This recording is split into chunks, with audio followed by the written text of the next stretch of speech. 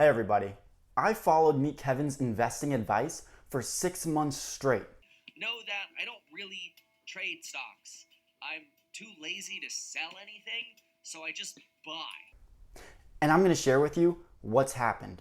But before we get into that, some of you might not know who Meet Kevin is. Meet Kevin's a YouTuber who talks about stocks, real estate, updates on the pandemic, and he also has courses where he teaches you how to invest in real estate, how to invest in stocks.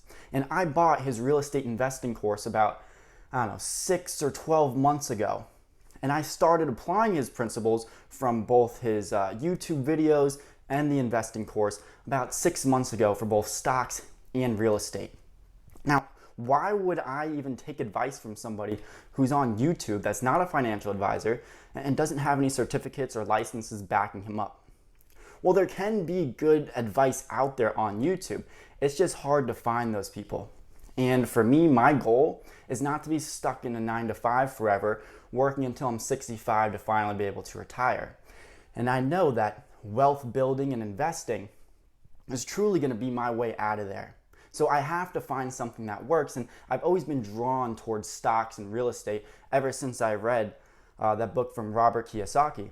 It talks about how to build wealth through real estate and how to get out of the rat race, and that really resonated with me.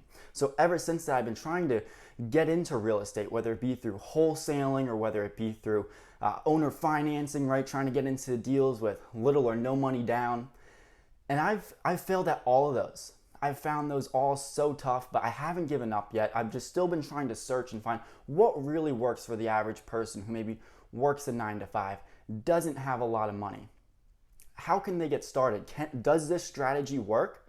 And so I decided to, after watching a few videos of Meet Kevin, really seeing some value in his advice, bought his course, and decided to implement his tactics. And now it's 6 months later, and I'm going to share with you whether it actually works, whether this strategy can actually get you out of the rat race and help you to retire early. Because my goal is to be able to retire by 40. And I need about a $2 million net worth to do so. So let's take a look at some of his advice, what I've done so far over the past 6 months. We're going to start with stocks, then we're going to go into real estate. We're going to take a look at the ROI that I've gotten from his advice, and then I'll tell you at the end if it's worth it or not. All right, so I started investing in stocks around the beginning of the pandemic, actually, around early or mid to late February. We're going to go through and look at each stock that I invested in, and we're going to see the total return that I've gotten for each one. So the first one is Ford. I haven't really put much into Ford, but you'll see I'm down 51 cents on Ford. You can see that on the total return. The next one that I invested in is AT&T, which is down $12. Kevin recommended investing in AT&T at the beginning of the pandemic because they were so low, and he said, hey, it's a good yield on the dividends that you're going to get back because AT&T pays back a 7% dividend right now. But he now changed his recommendation to, I don't want AT&T. I sold all my AT&T stocks because I don't want dividends. I don't want to pay taxes on it. I still have this AT&T stock because I'm down quite a bit and I'm waiting for it to go back up. General Electric, this isn't one that Kevin recommended, but I bought that one and I'm down almost $9. Starbucks, this is one that Kevin recommended. I am down 23 cents on that. Microsoft, this is not one that Kevin recommended, and I'm actually up pretty big here. I'm up $52.78. Carnival Cruise Lines, I am down $49.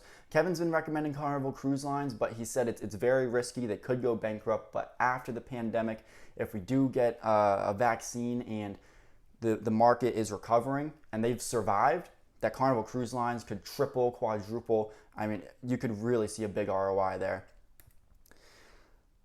Disney is not one that Kevin also had a big recommendation on. He might have talked about it here and there, but that was something that more I bought off based on my knowledge, and I'm up there, $12.30. Target, that's another one that Kevin likes, $51.83. We've got Facebook, $86.54. This is, again, not one that Kevin really recommends too hard. Tesla, this is a big one that Kevin's recommending, and this one is my biggest winner. It has me up $1,606.08. Dave & Buster's, this is a big one that Kevin really likes. This is one of the risky stocks, but this is Kevin's favorite, and I'm up $3.15. But again, we're not expecting it to really be up until we've got a vaccine out there. That's when we're going to really see the ROI on it. Simon Property Group, I am up 33 cents. Nikola, I'm up $12.04. Lemonade, down 88 cents. So my total portfolio value in Robinhood is $3,556.82. And I've put $1,800 into Robinhood. Now I've also invested in Webull. I have a few stocks there. I put the $100 deposit in and got the 2 free stocks from Webull. And on Webull, I also bought Dave & Buster's again, which on Webull, I am up $1.17. Simon Property Group, I bought here again as well. I'm up $15 on there. And I also bought Delta Airlines, which I'm up $7.18. All in all, on Webull, I put in $100 of my own money, and I now have $139.52. So overall, if we're combining both Robinhood and Webull, I invested $1,900, and the total value, adding up both of them together, is $3,696.34. So that leaves me with a profit of $1796.34, which is a total ROI of 94.5% on my money. Not a bad return. But now let's go take a look at real estate. Pros look for single-family real estate and multifamily real estate, but there are different things to look at for each of these. Let's start with single-family. Single-family real estate. You want to look for some dated cosmetic elements. Things like old paint, carpet, it's stinky, or there's a lot of garbage, or there's popcorn ceiling, or there's ugly landscaping. This is the ideal property to buy. For real estate, I bought a property back at the end of April. It was a wedge deal, just like Kevin always recommends to get. I mean, it had the nasty smelling carpets, it had the blood stains in them, it had the wallpaper all throughout the house, but it did have good systems as well. It had a newer roof, had a newer AC, a newer hot water heater. But let's take a look at what I got this property for, how much it cost me to fix it up myself, and how much it's now worth, and overall, what was my ROI on this deal. So I bought the property for, it's a 4-bedroom, 2-bath, almost 2,100 square feet.